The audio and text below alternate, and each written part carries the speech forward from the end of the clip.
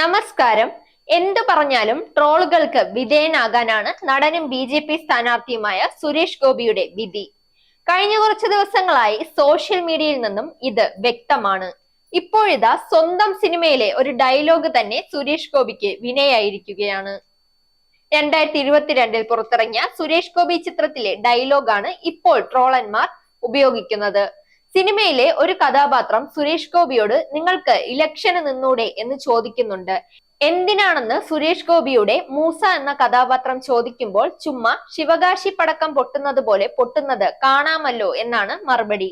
ഇതാണ് ഇപ്പോൾ സുരേഷ് ഗോപിയെ ട്രോളാനുള്ള പുതിയ ആയുധമാക്കി സൈബർ ലോകം ഏറ്റെടുത്തിരിക്കുന്നത്.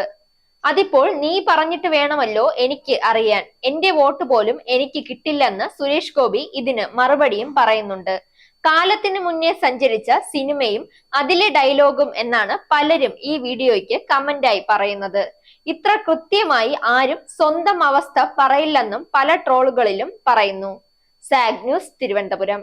നേരിന്റെ വാർത്തകൾ നിങ്ങളുടെ വിരൽത്തുമ്പിൽ എത്താനായി സാഗ് ന്യൂസ് ചാനൽ സബ്സ്ക്രൈബ് ചെയ്തും ഷെയർ ചെയ്തും ഒരു ശരിയായ മാധ്യമ നിലപാടിന് നിൽക്കാൻ ഞങ്ങൾ നിങ്ങളെ ക്ഷണിക്കുന്നു.